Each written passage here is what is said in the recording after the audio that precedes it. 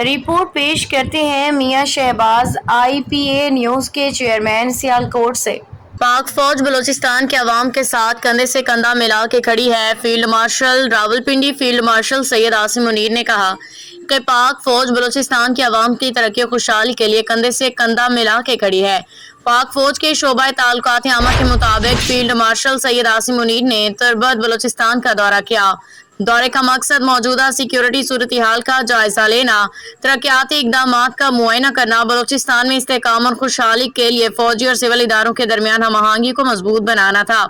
وزیر اعلیٰ بلوچستان میر سرفراز Bugti, chief secretary Balochistan, دیگر اعلیٰ حکام بھی اس موقع پہ موجود تھے۔